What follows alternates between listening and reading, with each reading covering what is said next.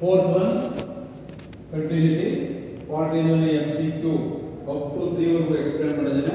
ಎರಡನೇ ಮಾಡಲ್ ಪೇಪರ್ ಅಲ್ಲಿ. ಈಗ ಥರ್ಡ್ ಒನ್ ಆಗಿದೆ, ಫೋರ್ತ್ ಒನ್ ತಗೊಂಡಿದ್ದೇನೆ. If determinant of 3 x1 3x x1 is equal to 3 2 4 1, then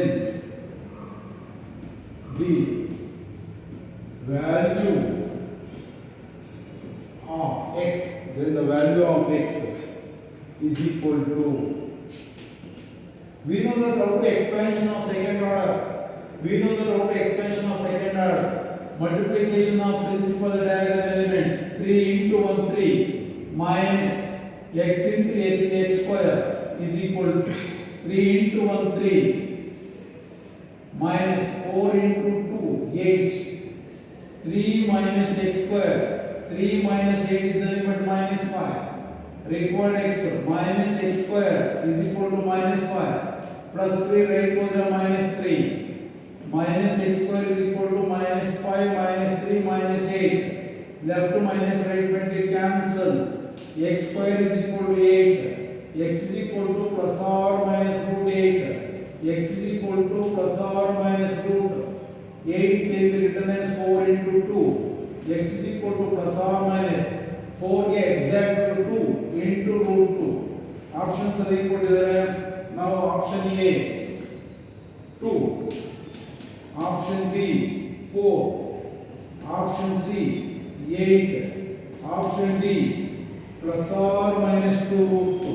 ನೋಡಿ ಕೆಲವು ಸಲ ಏನಾಗ್ಬಿಡುತ್ತೆ, ಪ್ಲಸ್ ಆರ್ ಮೈನಸ್ ಬರಲಿಲ್ಲ ಅಂದ್ರೆ ತಪ್ಪಾಗ್ಬಿಡುತ್ತೆ. ಪ್ಲಸ್ ಆರ್ ಮೈನಸ್ ಸ್ಕ್ವೇರ್ ಅಂದ್ರೆ equation has two roots, therefore plus or minus 2 root 2 is the answer.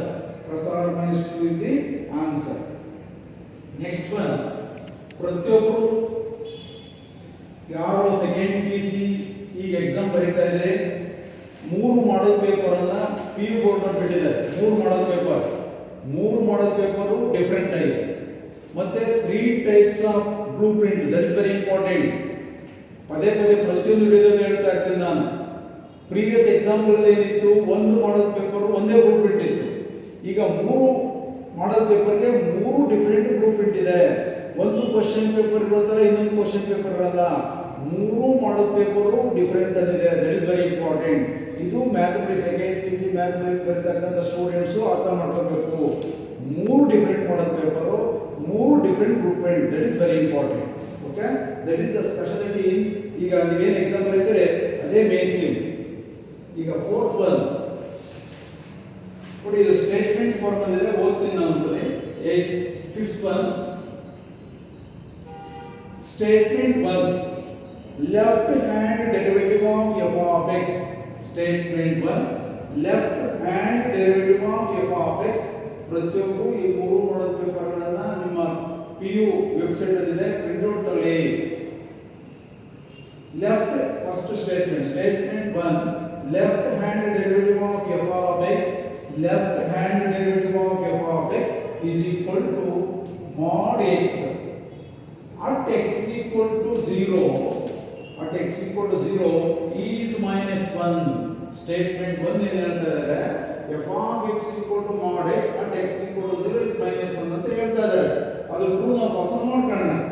Second statement left hand derivative of f of x, left hand derivative of f of x at x is equal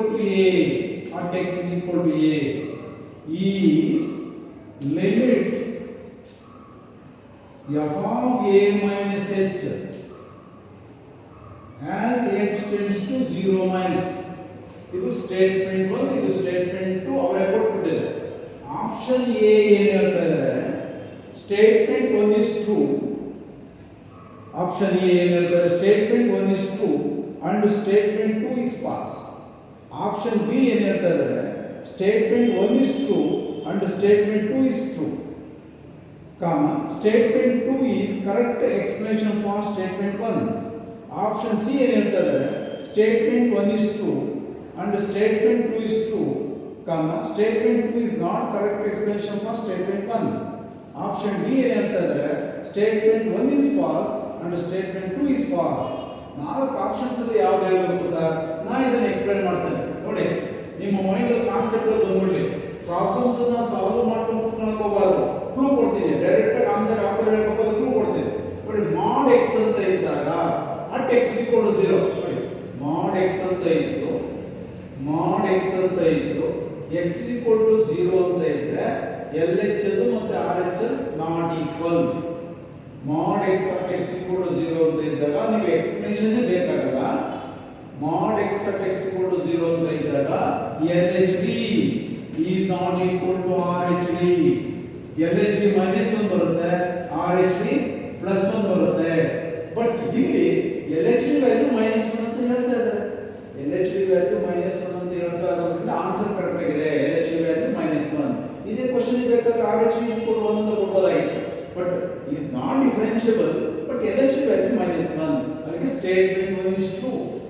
Statement 1 is true. Statement 2, LHB of f of x at x equal to is limit of f of a minus h at h is 0 minus. Formula is wrong. Formula is wrong.